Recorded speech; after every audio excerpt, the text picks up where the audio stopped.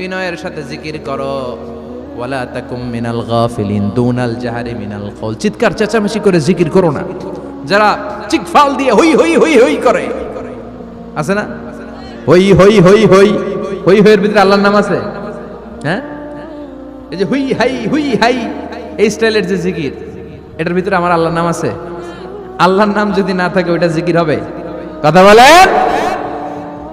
বিষ্ণু বললেন, খবরদার, চিৎকার চেঁচামেচি করে এলাফালাফি করে যারা জিকিরি করে এরা মনে করে আল্লাহ কানে শোনে না।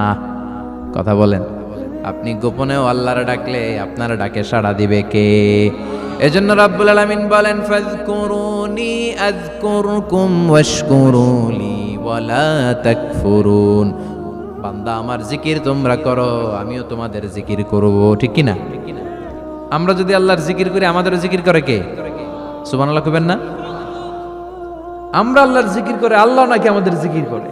জানো তো না কথা এটা। আবার হাদিসে কুদসিতে আল্লাহ বলেন, ফাইন যাকারানি ফি নাফসি যাকারতুহু ফি নাফসি। আমার বান্দা যদি একা একা আমার জিকির করে, আমি আমার বান্দারে একা একা স্মরণ করি। ওয়া ইন যাকারানি ফি মালাইন যাকারতুহু ফি মালাইন খায়রিম মিনহু।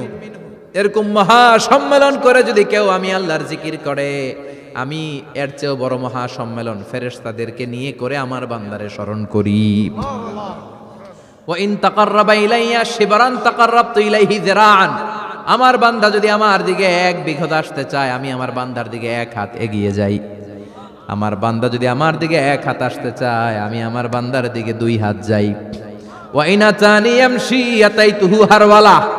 আমার বান্দা যদি আমার দিকে হেঁটে হেঁটে আসতে চায়, আমি আমার বান্দার দিকে দৌড়ে দৌড়ে যাই। সুবহানাল্লাহ পড়েন।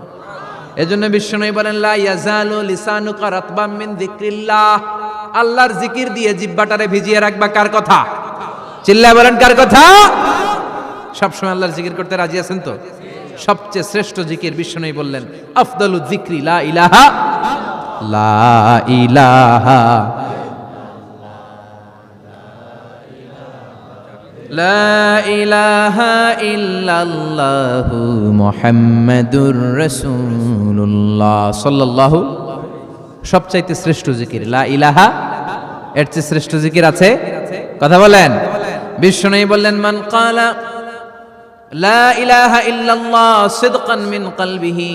একনিষ্ঠতার সাথে অন্তর থেকে কেউ যদি জীবনে একবার বলে লা ইলাহা ইল্লাল্লাহ, দাখালাল জান্নাহ। তার যদি পাপ থাকে, অন্যায় থাকে, ওই পাপ আর অন্যায়ের শাস্তিগুলার পরে কোনো না কোনো দিন আমার ওই বান্দা জান্নাতে ঢুকবে। একবার যদি খালিসান মিন কলবিহি সে পড়ে লা ইলাহা ইল্লাল্লাহ, তার জন্য জান্নাতকে অবধারিত করে দিয়েছে কে? আবার এটার নাম আল্লাহ দিয়েছে কালিমায়ে। কথা বলেন। দরাবাল্লাহু মাসালান কালিমাতান তাইয়িবাতান কাশাজারাতিন তাইয়িবাতিন আসলুহা সাবিতুন ওয়া ফারউহা ফিস সামা। সুবহানাল্লাহ। পবিত্র বাণী এটা কালিমায়ে তাইয়িবা। আবু সাঈদ আল খুদরি থেকে বর্ণিত, মুস্তাদরাকে হাকিম আর সহিহ ইবনে হিব্বানে এসেছে। বিশ্বনবী বলেন, মুসা আলাইহিস সালাম আল্লাহর একবার প্রশ্ন করলেন, ইয়া রাব আল্লিমনি দুআআন আদউ বিহি। আপনি আমার এমন একটা জিকির শিক্ষা দেন যে এই জিকির দিয়ে আমি শুধু আপনার জিকির করব, কেউ এই জিকির করতে পারবে না। এই জিকির জানবো শুধু আমি, আর জানবেন। কথা কোন? প্রশ্ন করছে কে? হ্যাঁ, কাকে করেছে? আল্লাহ এমন একটা জিকির শিখান যেই জিকির কেউ জানে না, আমি জানবো, আর ওই জিকির দিয়ে প্রাণ ভরে আপনারে ডাকবো। আল্লাহ বললেন, মুসা পড়ো লা ইলাহা লা ইলাহা ইল্লাল্লাহু মুহাম্মাদুর রাসূলুল্লাহ। মুসা আলাইহিস সালাম বললেন, আল্লাহ চাইলাম কি, কইলেন কি? লা ইলাহা তো জাতীয় জিকির, এটা তো আন্তর্জাতিক জিকির, এটা জানে না এমন কেউ নাই। এমনকি হিন্দু ভাইরাও জানে। কথা কন। আল্লাহ, আমি তো চাইছিলাম এক্সক্লুসিভ, আমার জন্য স্পেশাল। এর চেয়ে সুন্দর আর কেউ জানবে না। এত সুন্দর একটা জিকির আপনি দিবেন, এটা আমি ডাকবো আপনারে আর আপনি শুনবেন। আল্লাহ বললেন, মুসা এর চেয়ে দামি আমার কাছে নেই।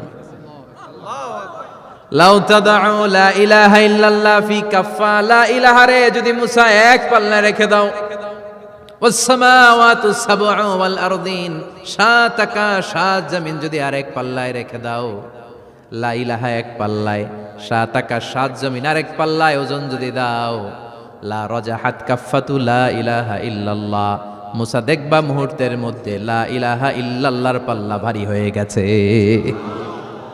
7 আকাশ 7 জমিন এক পাল্লায়, শুধু লা ইলাহা ইল্লাল্লাহ আর এক পাল্লায়, মুহূর্তে লা ইলাহার পাল্লাটারে ভারী করে দিবে কে? এটা বিপ্লবী বাণী।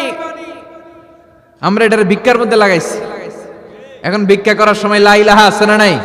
একটা টাকা দিয়া যান, আমি গরিব ইনসান।